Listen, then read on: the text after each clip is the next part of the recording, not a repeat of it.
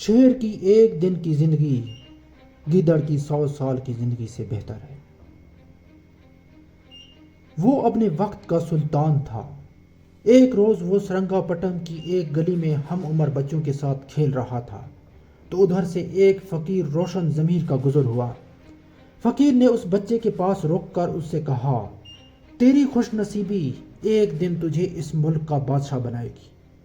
جب وہ وقت آئے تو اس جگہ ایک ایسی مسجد تعمیر کرنا جو زمانے میں تیری یادگار رہے۔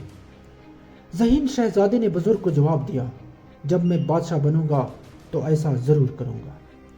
پھر زمانے نے دیکھا کہ اس بچے نے بڑے ہو کر بادشاہ بننے کے بعد سرنگا پٹم میں اسی جگہ ایک مسجد تعمیر کرائی جو آج بھی موجود ہے اور مسجد اعلیٰ کے نام سے مشہور ہے۔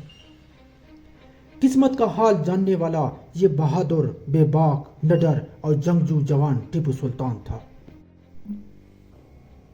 جو ہندوستان کی سلطنت میسور کا آخری فرما رواں اور سلطان حیدر علی کا بیٹا تھا۔ 1750 میں دیوان علی کے مقام پر پیدا ہوا۔ پورا نام فتح علی تھا۔ بچپن ہی میں ٹیپو سلطان جری، محنت کش اور صاحب لیاقت تھا۔ اسلامی امور کے علاوہ عربی، فارسی، انگریزی، فرانسیسی، اردو اور دیگر زبانوں پر عبور حاصل کیا۔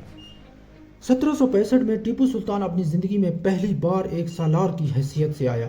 اپنے باپ حیدر علی کے ساتھ کالی کٹ پر حملہ آور ہوا۔ وہاں اس نے صرف 3000 لشکریوں کے ساتھ دشمن کے ایک بڑے لشکر کو شکست دے کر حراست میں لے لیا، جس پر حیدر علی نے خوش ہو کر اسے اپنے محافظ دستے میں شامل کر لیا۔ بہرحال اپنے باپ کی زندگی ہی میں ٹیپو سلطان نے جنگی امور میں خوب عملی تربیت حاصل کر لی تھی۔ ٹیپو سلطان نے برطانوی سامراج کے خلاف ایک مضبوط مزاحمت فراہم کی۔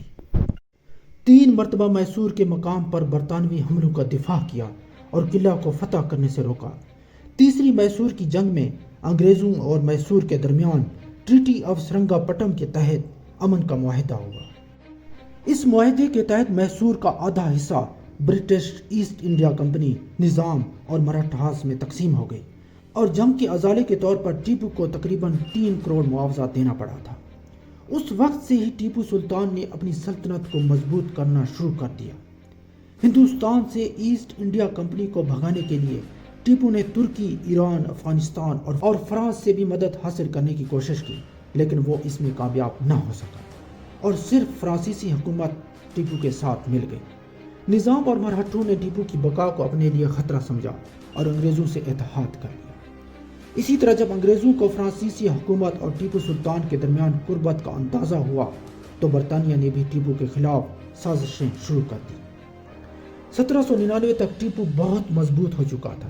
انگریز اسے آسانی سے شکست نہیں دے سکتے تھے۔ وہ انگریزوں کے لیے ایک خطرہ بن گیا تھا۔ آخر کار انگریزوں کی سازش کامیاب ہو گئی اور انہوں نے ٹیپو کے ایک وزیر میر صادق کو خرید لیا۔ میر صادق نے انگریزوں کو سرنگا پٹم کے قلعے کا نقشہ فراہم کیا۔ پھر اپریل 1799 کو برٹش ایسٹ انڈیا کمپنی نے سرنگا پٹم کا محاصرہ کر لیا۔ عین حملے سے پہلے میر صادق اپنی فوجی دستوں کو تنخواہ دینے کے بہانے قلعے کے پیچھے لے گیا۔ ٹیپو کھانا کھا رہے تھے، نوالا ہاتھ میں تھا کہ شور پڑ گیا کہ قلعے کی دیوار ٹوٹ گئی، فوجیں داخل ہو گئی ہیں۔ ٹیپو نے کھانا وہیں پر چھوڑ دیا اور لڑنے کے لیے کھڑے ہو گئے تو وہاں پر موجود ایک فرانسیسی افسر نے آپ کو قلعے کے خفیہ راستے سے بھاگ جانے اور اپنی جان بچانے کا کہا۔